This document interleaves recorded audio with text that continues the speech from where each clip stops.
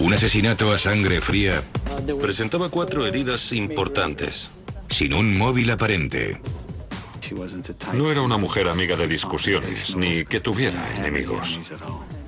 ¿Podría una experta en perfiles ayudar a descubrir la verdad bajo una capa de mentiras?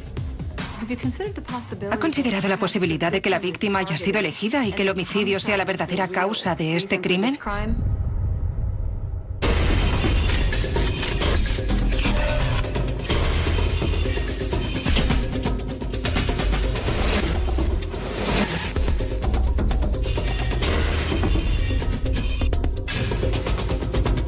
Las pruebas del crimen, sueños mortales. Situada entre las comunidades de clase media alta del condado de Palm Beach, Florida, Lake Park es conocida por sus cuidados jardines y su precioso puerto. Pero un sábado por la mañana también fue conocida por un asesinato. 911, ¿de qué se trata? Bien, ahora enviamos a alguien. 10-4, Lake Park 11. 26, voy para allá. Recibimos una llamada de Robert Spearman de Lake Park. El señor Spearman llamó a la oficina del sheriff para denunciar que alguien había entrado en su casa y que había encontrado a su mujer inconsciente. La policía y los servicios de emergencia convergieron en el lugar de los hechos. Llegamos y nos encontramos con una mujer inconsciente. Al entrar vimos a una mujer acostada en la cama, boca arriba, medio tapada con una sábana. La víctima era Anita Spearman, de 48 años, ayudante del administrador municipal de West Palm Beach. Acostada en la habitación de invitados, recuperándose de una enfermedad reciente, parecía que le habían golpeado en la cabeza. ¿Así es como la encontró? Sí, estaba exactamente así. Medio cubierta y la pierna le colgaba igual que ahora. Se ve sangre junto a ella. Lake Park 11, 10-4. Necesito que venga aquí la policía científica e inspectores de homicidios. La policía científica registró la casa en busca de pruebas. Busqué heridas en el cuerpo, cualquier prueba que estuviera del cuerpo. Luego también buscamos huellas dactilares, pelos, fibras y cualquier fluido que el sospechoso hubiera dejado tras de sí. Recuperé una huella latente de la palma de la mano en el cabezal de la cama. La envié al laboratorio para que la procesaran y luego ser comparada con los futuros sospechosos.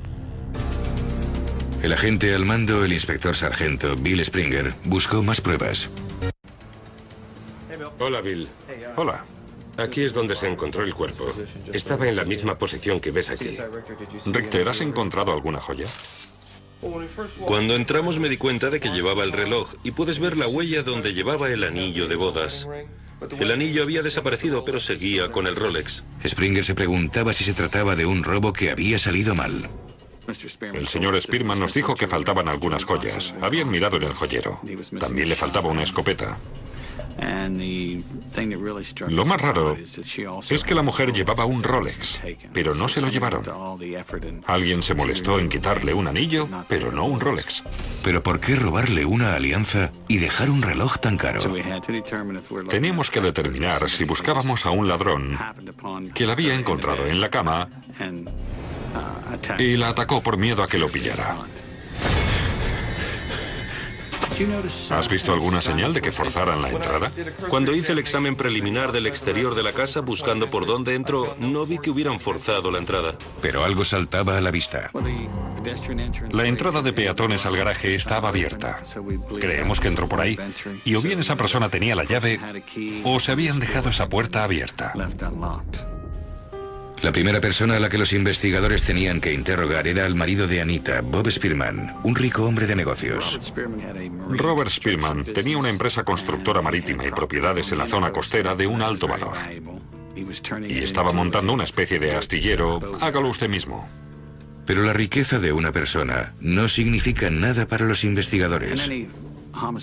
Cuando se trata del homicidio de uno de los cónyuges, primero se investiga a los miembros de la familia, porque son los más cercanos y probablemente sean los que tienen más motivos para cometer el delito. Spearman describió su matrimonio como muy feliz y negó rotundamente estar implicado en el asesinato de su esposa. Dijo a los investigadores que estaba comiendo con unos amigos cuando asesinaron a Anita. Estuvo allí aproximadamente media hora y cuando volvió a casa descubrió que la habían asesinado. Los agentes comprobaron su coartada.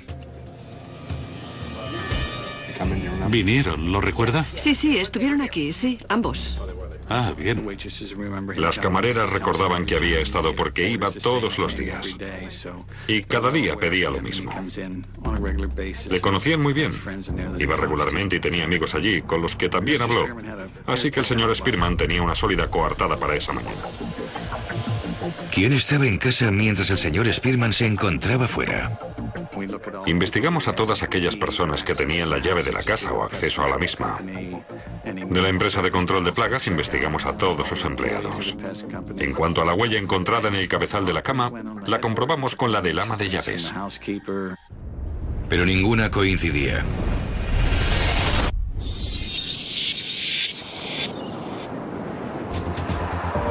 La policía registró el barrio en busca de alguna pista. Pronto, su esfuerzo se vio recompensado. Localizamos a una persona que describió a un varón blanco, alto, y creo que con el pelo rizado. Llevaba una pequeña bolsa con él y estaba en el barrio a esa hora de la mañana.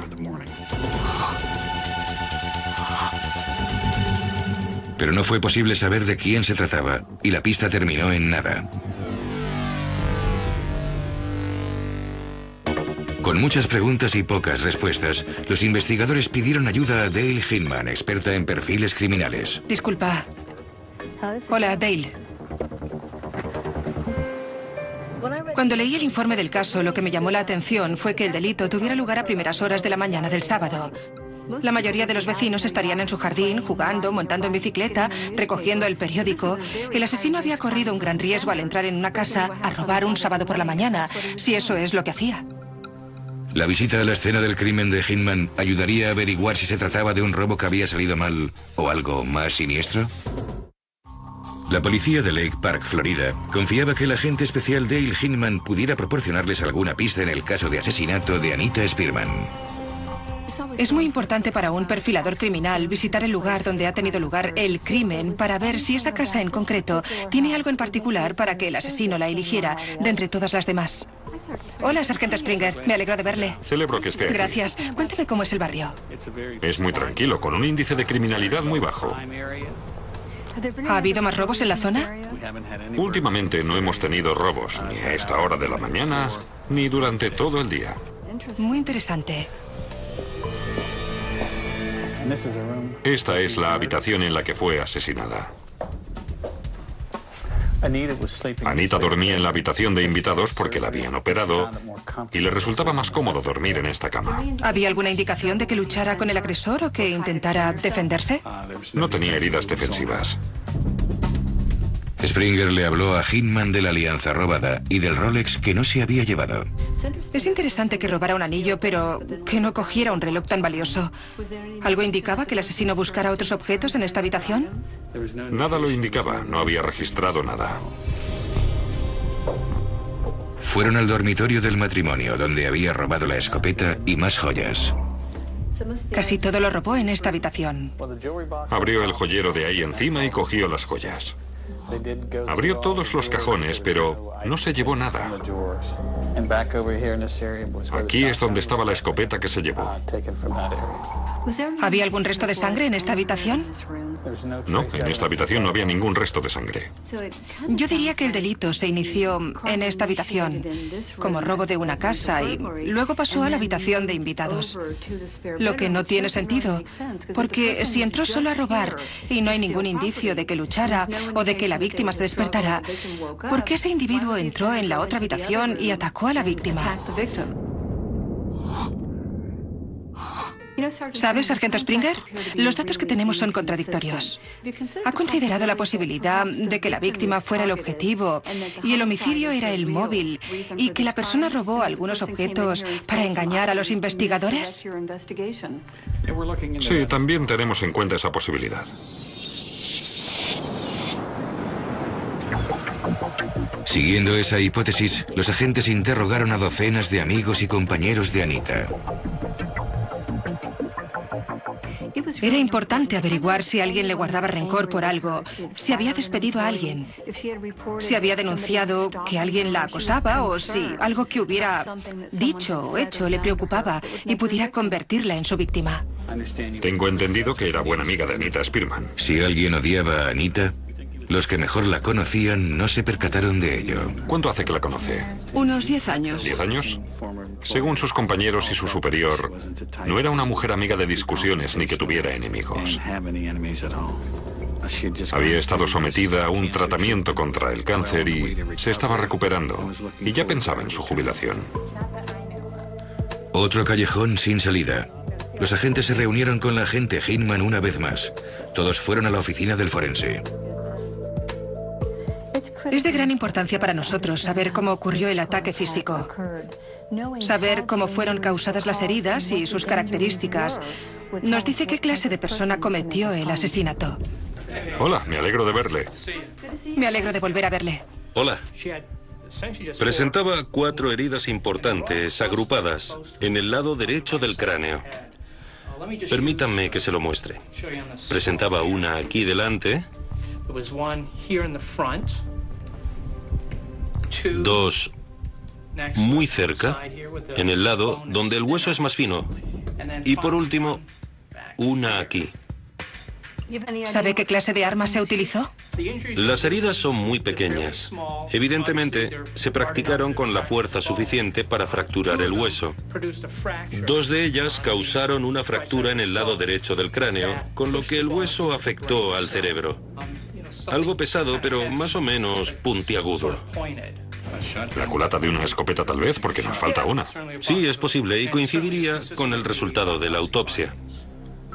La ausencia de otras heridas es de crucial importancia para Hinman. Parece que la víctima estuviera durmiendo cuando la atacó, por lo que no hizo ningún esfuerzo para apartarse del agresor mientras la golpeaba. El hecho de que Anita Spearman estuviera durmiendo cuando la atacaron planteaba significativas preguntas a los agentes. Normalmente cuando alguien ataca a una persona que está despierta, esta intenta evitar las heridas. Puede interponer los brazos o las manos, pero sobre todo intentará moverse. Pero en este caso, las heridas están muy juntas. ¿Por qué un ladrón consideraría necesario matar a una persona que ni siquiera sabía que estaba allí? Eso nos obliga a seguir una dirección en particular. Si se hubiera tratado de alguien que hubiese robado en la casa y luego la hubiera visto a ella, si hubiese amenazado con llamar a la policía o si hubiera echado a gritar, es lógico que la golpeara una vez o hubiera huido. Pero la golpeó 4 veces y eso sugiere que fue para matarla y no que le pillaran robando. Anita Spearman no tenía enemigos que se supiera, pero los investigadores se preguntaban si los tenía su marido. Puede que hubiera algún colega o socio en los negocios o cliente que tuviera algo en su contra y se hubiera vengado matando a su esposa. Posteriores interrogatorios revelaron que Robert Spearman no era tan querido como su esposa. ¿Es muy sociable o por el contrario prefiere...? Tiende al ostracismo. La investigación de Bob Spearman reveló que no tenía amigos ni socios de su mismo nivel. Parecía que siempre se rodeaba de gente que estaba por debajo de él. ¿Es posible que alguien asesinara a Anita Spearman para vengarse de su marido? Si los investigadores pudieran responder a esa pregunta, seguramente tendrían el móvil del asesinato. Los investigadores de la muerte de Anita Spearman se preguntaban si su asesinato era una venganza para enviarle un mensaje a su marido. Todos suponíamos que, en base a cómo ocurrió el asesinato, Anita Spearman era la víctima elegida. Cuando el sargento Springer determinó que ella no tenía enemigos y su marido tenía una buena coartada, el paso más lógico era investigar a sus socios. ¿Había alguien que lo odiara lo suficiente para vengarse matando a su esposa por algo que él había hecho? Era un ángulo prometedor, pero una llamada sorpresa de la policía de Knoxville, Tennessee, hizo que la investigación diera un giro espectacular. Varios meses después del homicidio, recibimos una llamada de la ATF informándonos que un departamento de policía local de Tennessee había recuperado la escopeta, así como un guante lleno de joyas. Un hombre llamado Sean Dutré lo tenía en su poder. El sargento Springer invitó al agente Hinman a revisar la nueva prueba. Me han dicho que tiene una buena información. Sí, se ha recuperado la escopeta en Tennessee. Y no han manipulado el número de serie. No lo han manipulado. En el registro consta que la compró Robert Spearman. ¿Y quién la tenía? Sean Dutré. Sean Dutré era un estafador que coincidía con la descripción del hombre que había sido visto merodeando en el barrio de los Spearman la mañana del asesinato. Así que este es el hombre. ¿Y qué hay de los objetos que robó? Sí, tenía una bolsa con joyas que creemos las robó de la casa. Pero aún falta la alianza de compromiso y el anillo de boda. ¿Cómo explicó Dutré que tuviera esos objetos?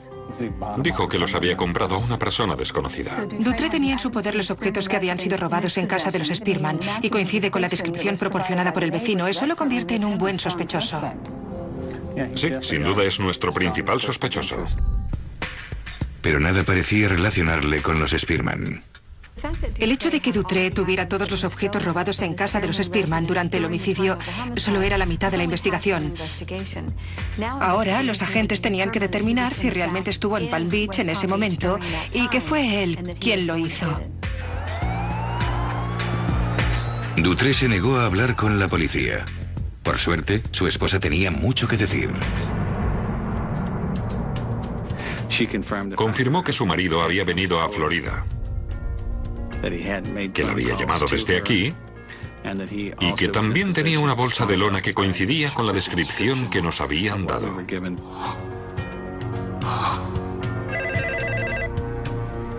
Cuando parecía que el caso había cobrado impulso, recibieron otra sorprendente llamada desde Tennessee. ¿También tenéis un soplón? Con la esperanza de llegar a un acuerdo sobre una acusación sin relación con el caso, Ronald Emmert dijo ser colega de Dutré. Interrogamos a Ronald Emmert. Dijo haber venido a Florida con Sean Dutré. Habían recibido el encargo de matar a la esposa del señor Spearman. Ronald Emmert volvió a Tennessee dejando a Dutré en West Palm Beach para que cometiera el asesinato. La confesión de Emmert dio otro giro al caso. Cuantas más personas participan en el delito, mejor para la policía, porque así puede utilizarse la técnica de enfrentarlos entre ellos. Las piezas de esta conspiración para asesinar a Anita empezaban a encajar, pero los investigadores tendrían dificultades en demostrarlo ante el tribunal, a menos que detuvieran al hombre que lo había ordenado. Los investigadores se habían concentrado en uno de los principales actores del asesinato por encargo de Anita Spearman, pero aún faltaba una pieza del puzzle. Los investigadores sabían que Sean Dutré era el asesino a sueldo. Ahora tenían que determinar quién le había contratado. Para poder hacerlo, la policía le ofreció inmunidad a Ronald Emmert y a cambio el soplón les facilitó más información sorprendente. Emmert dijo que habían recibido $10,000 de Robert Spearman. Este les había dicho dónde estaba la casa y les había dado toda la información necesaria para entrar en la casa, matar a su mujer y marcharse. Una vez tuvimos la declaración de Robert Emmert, le enseñamos unas fotos y reconoció a Robert Spearman como la persona que había conocido en West Palm Beach. El móvil era tan viejo como el mundo. Averiguamos que Robert Spearman tenía una amante y que llevaban bastante tiempo viéndose. Parecía ser que quería librarse de su matrimonio sin que le costara una fortuna. Creemos que el verdadero motivo de Spearman era económico, porque si se hubiera divorciado habría perdido la mitad de sus bienes. No habría podido seguir llevando el estilo de vida al que estaba acostumbrado. De haber tenido éxito su plan, la muerte de Anita le hubiera proporcionado más dinero. Los investigadores averiguaron que poco antes del asesinato contrató un seguro de vida a nombre de su esposa. ¿Y la razón de que Dutré se llevara la alianza y el anillo de la escena del crimen y dejara el Rolex? Los agentes creían tener la respuesta. Creemos que cuando se reunió con Robert Spearman le enseñó los anillos para demostrar que había asesinado a su esposa.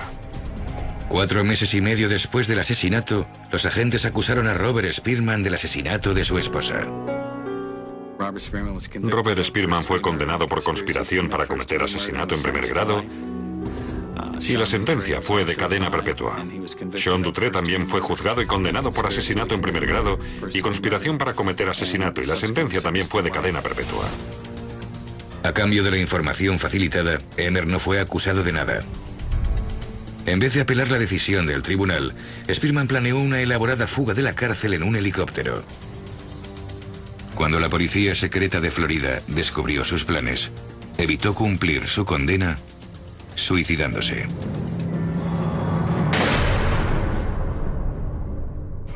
Este crimen estuvo motivado por la codicia. Robert Spearman no era hombre que se conformara con la mitad de nada. Lo quería todo. Y estaba dispuesto a matar a su mujer para conseguirlo. Gracias a la extraordinaria capacidad como investigador del sargento Springer, se pudo desenredar la trama y llegar a la verdad.